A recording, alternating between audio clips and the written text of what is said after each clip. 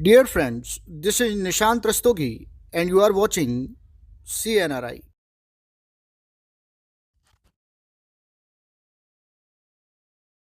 आइए अब इस क्वेश्चन को सॉल्व करते हैं। क्वेश्चन कह रहा है कि निम्नलिखित में प्रश्न में दो कथनों को अभिकथन ए और कारण आर के रूप में चिन्हित किया गया है। निम्नलिखित विकल्पों में सही उत्तर चुनिए। अभिकथन ए दिया हुआ है कि आदर्श विलयन तापमान तथा सांद्रता के सभी परासों पर राउल्ट के नियम का पालन करता है। कारण दिया हुआ है आर दिया है बेंजीन तथा टॉलुइन का विलयन आदर्श विलयन कहलाता है। इंग्लिश में असर्शन है और असर्शन रीजन का क्वेश्चन है। तो असर्शन दिया हुआ ideal solution follow Raoult's law in all range of temperature and concentration and reason दिया हुआ है solution of the benzene and toluene form an ideal solution. अब देखिए यहाँ पर चार ऑप्शन दिए हुए थे। ये चार ऑप्शन का मैंने ट्रिकी फॉर्म में बना दिया है कि आर और ए और आर दोनों करेक्ट है, यानी कि असर्शन और रीजन दोनों करेक्ट है, अभिकथन और कारण दोनों करेक्ट है, और जो कारण है वो अभिकथन का एक्सप्लेनेशन करता है, यानी कि रीजन जो है वो असर्शन का एक्सप्लेनेशन करता है। इसमें ए और आर दोनों करेक्ट है और आर जो है वो एक्सप्लेनेशन नहीं करता है। इसमें ए करेक्ट है, आर इनकरेक्ट है, ए इनकरेक्ट है, आर करेक्ट है। ठीक है, यही चार ऑप्शन मिलते हैं। अब जरा हम यहाँ पे क्वेश्चन को अगर देखें तो देखिए इसमें ये इन्होंने पहले क्वेश्चन में तो ये कहा कि पहला पॉइंट जो असर्शन बोला है वो क्या बोला है कि ideal solution follow Raoult's law in all range of temperature and concentration, यानी कि जितने भी आदर्श विलयन होते हैं वो सारी की सारी परासों में किसकी तापमान की और कंसंट्रेशन यानी सांद्रता की परास में राउल्ट लॉ को फॉलो करते हैं। चलो भाई ये ठीक है। सेकेंड में रीजन में ये बताना चाहिए था कि भाई क्यों करते हैं, ठीक है ना। जब क्यों करते हैं तो उस केस में रीजन जो होता है वो असर्शन का करेक्ट एक्सप्लेनेशन होता है। बट इन्होंने क्या किया कि रीजन में एग्जाम्पल दे दिया, क्या कि बेंजीन और टॉलुइन का विलयन आदर्श विलयन कहलाता है, यानी कि solution of benzene and toluene form an ideal solution. ठीक, तो ये तो एक एग्जाम्पल दे दिया तो इसका मतलब ये कि रीजन जो है वो असर्शन का करेक्ट एक्सप्लेनेशन नहीं है। इसका मतलब क्या हो जाएगा कि दोनों करेक्ट तो हैं भाई, बेंजीन और टॉलुइन बनाता है आइडियल सॉल्यूशन, तो ये भी करेक्ट है, ठीक है ना, ये भी करेक्ट है। इसका मतलब दोनों करेक्ट है, लेकिन रीजन जो है वो असर्शन का करेक्ट एक्सप्लेनेशन नहीं है, इसलिए आंसर जो है सेकंड करेक्ट हो जाएगा। आइए अब इस क्वेश्चन को सॉल्व करते हैं। क्वेश्चन एक्चुअल में मैच द कॉलम का है। कॉलम फर्स्ट से कॉलम सेकंड को मिलाना है। कॉलम फर्स्ट में दिया हुआ है मोलरता मोलैरिटी, और इधर दिया हुआ है राउल्ट का नियम राउल्ट्स लॉ। फिर बी ऑप्शन दिया है ऑस्मोसिस परासरण, इधर दिया है क्वथनांक में वृद्धि एलिवेशन इन बॉइलिंग पॉइंट।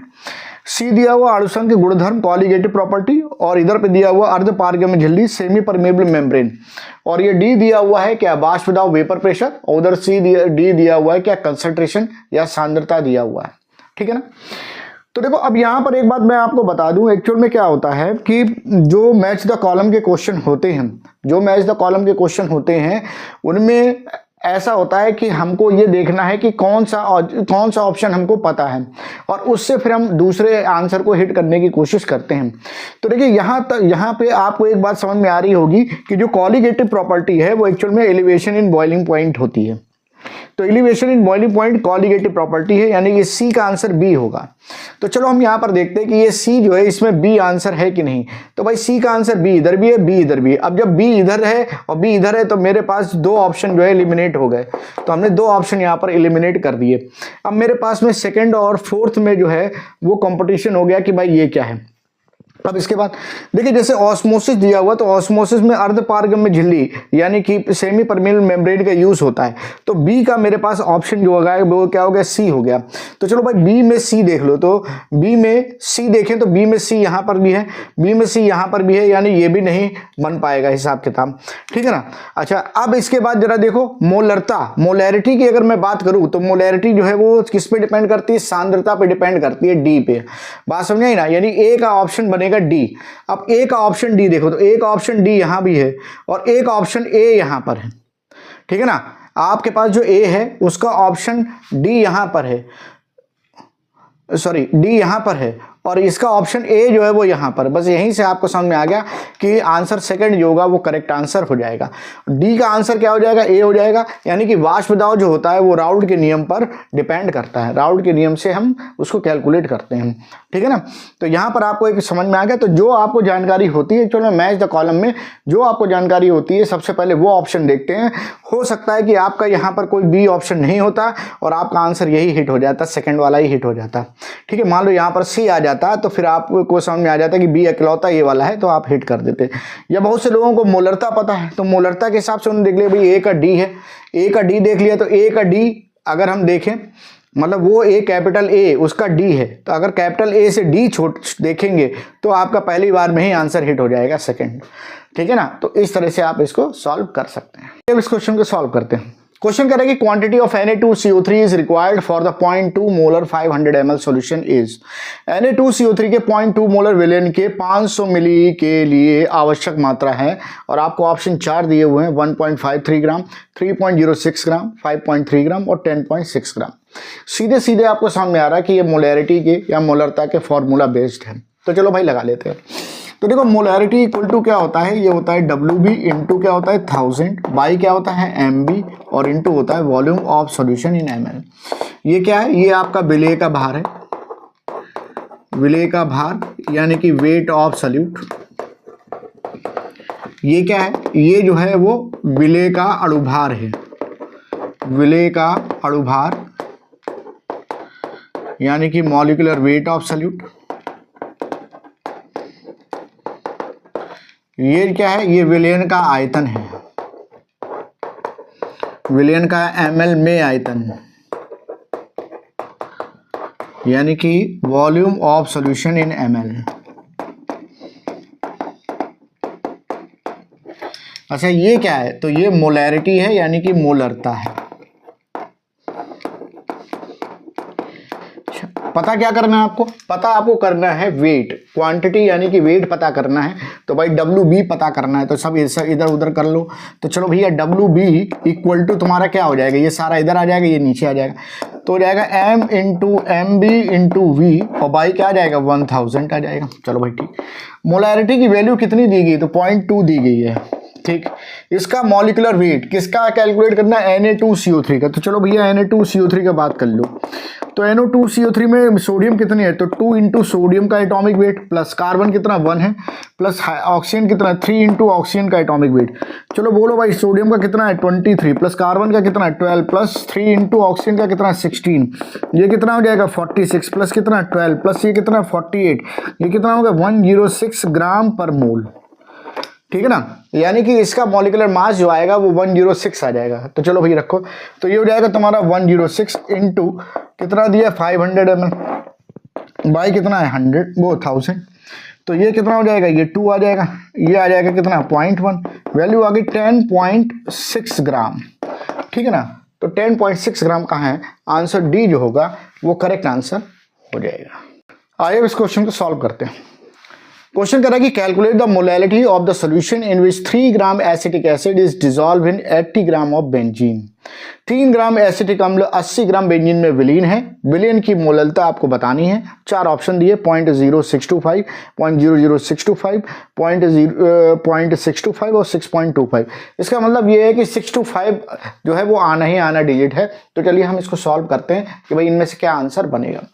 आपको समझ में आ रहा है कि सीधा का सीधा जो है वो कैसा फॉर्मूला बेस्ड क्वेश्चन है। चलिए फॉर्मूला लगा के इसको सॉल्व करते हैं। तो देखिए मोलैलिटी इक्वल टू आपको पता है क्या होता है, WB इंटू 1000 बाई होता है क्या है MB इंटू WA होता है, और किस में ग्राम में। चलो भाई ये क्या है, तो ये जो है वो मोललता है, ये क्या है मोललता है, या हम इसको कहेंगे मोलैलिटी। अच्छा ये क्या है, तो ये जो है वो वेट ऑफ सॉल्यूट है, और वेट ऑफ सॉल्यूट का मतलब विलेय का भार है। ये क्या है, ये जो है वो मॉलिक्यूलर वेट ऑफ सॉल्यूट है, यानी क्या है विलेय का अणुभार।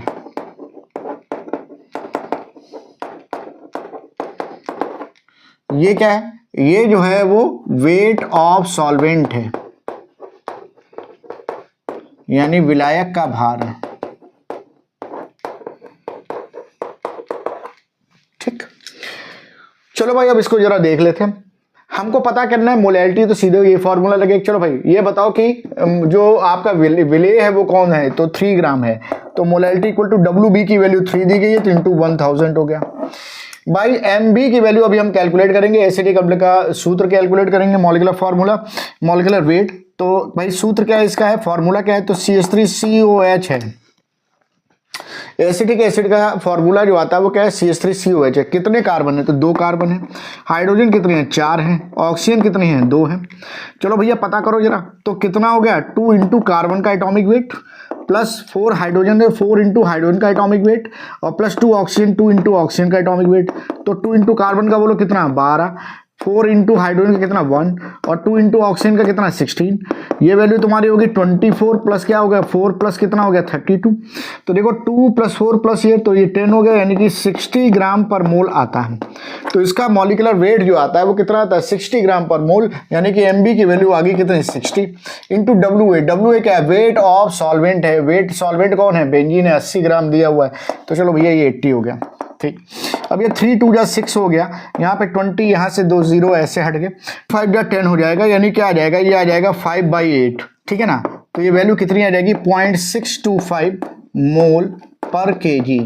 ठीक है ना भाई, इसको सॉल्व करेंगे तो 0.625 मोल पर केजी हो जाएगा, यानी आंसर जो मेरे पास होगा वो कौन सा हो जाएगा, ए आंसर जो होगा वो करेक्ट आंसर हो जाएगा। आइए अब इस क्वेश्चन को सॉल्व करते हैं।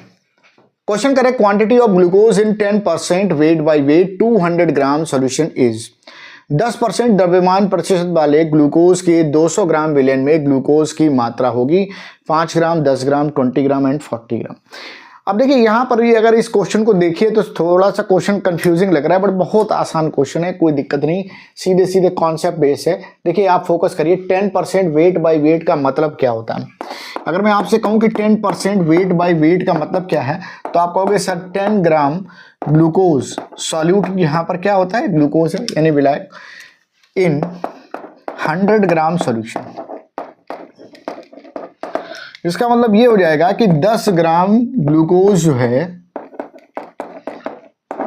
100 ग्राम विलयन में है।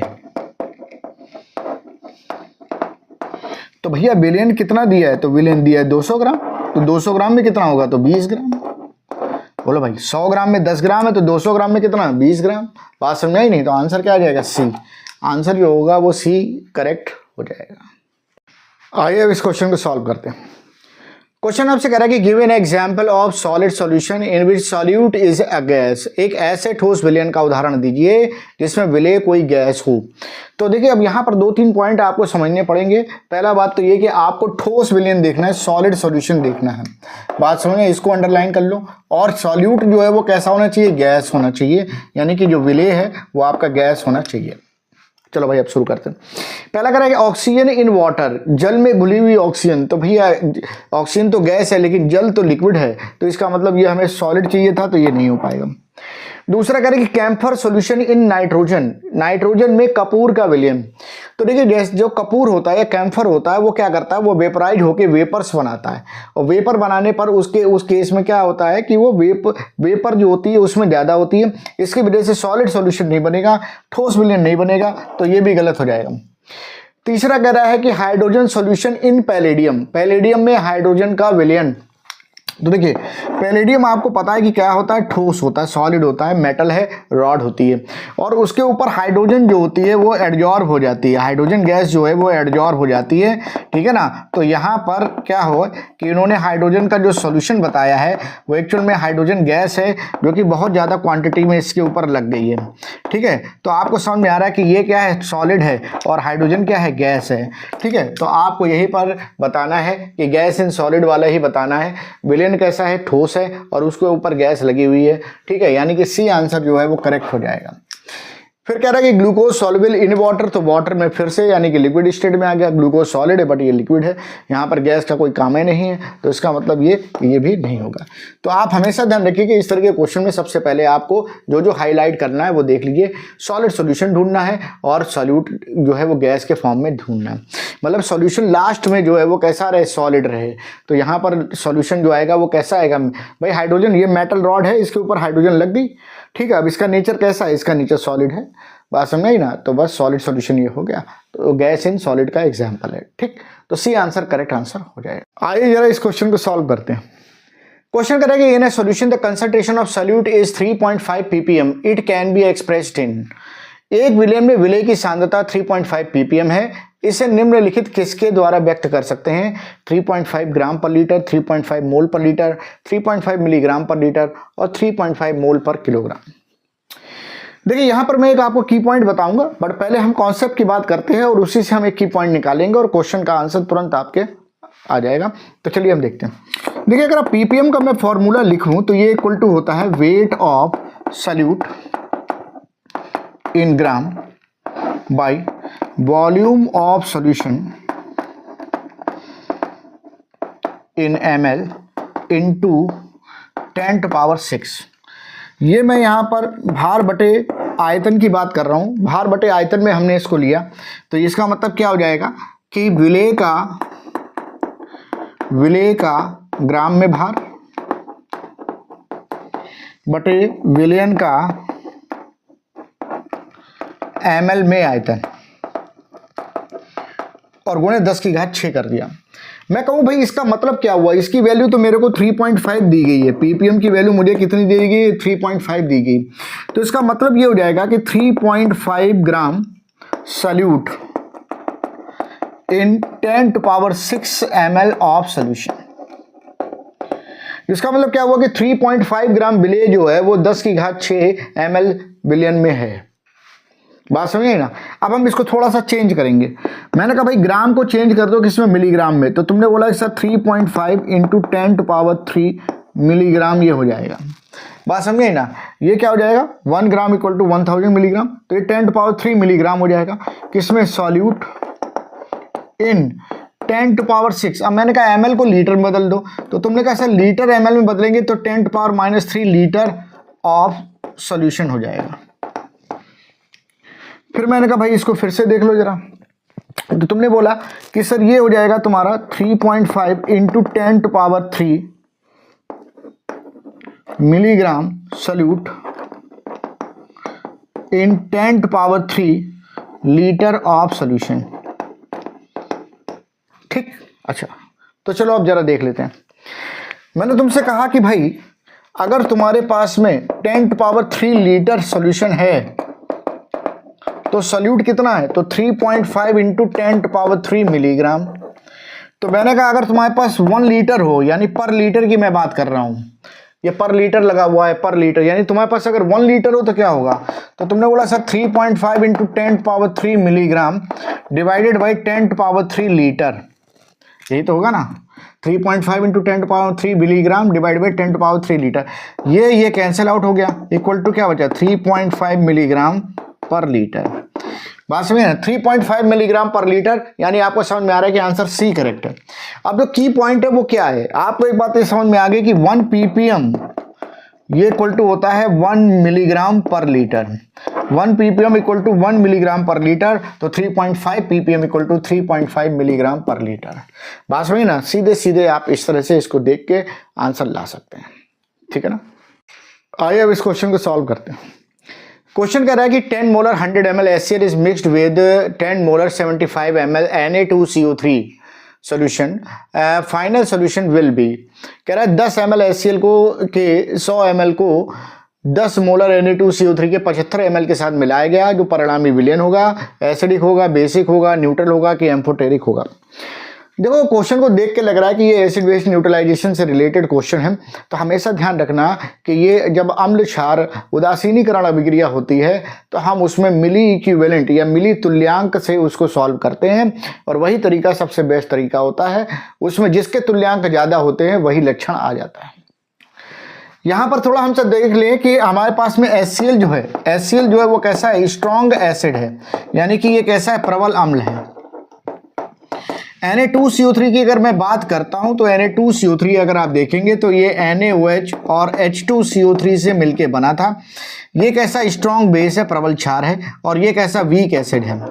अगर मान लो Na2CO3 के मिली इक्विवेलेंट ज़्यादा होते हैं, यानी कि मिली तुल्यांक ज़्यादा होते हैं, तो उस केस में जो होगा क्षारीय होगा, और अगर HCl के होंगे ज़्यादा तो अम्लीय होगा, और अगर दोनों बराबर आ जाएंगे तो उदासीन होगा, ठीक है ना। एम्फोटेरिक का नेचर यहाँ पर कुछ भी नहीं होगा, क्योंकि एम्फोटेरिक उभयधर्मी जो होता है इन दोनों से मिले हुए ना तो लवण का होता है ना इसका होता है। तो चलो भाई हम देख लेते हैं कि भाई क्या हो सकता है, या तो अम्लीय होगा या क्षारीय या उदासीन होगा। तो सबसे पहले हम क्या करेंगे, हम कैलकुलेट करेंगे मिली इक्विवेलेंट ऑफ HCl। यानी कि मिली तुल्यांक, HCl के मिली तुल्यांक। ठीक, क्या होता है? ये होता है आपका normality into volume in ml, नॉर्मलता इंटू विलयन का आयतन ml में है।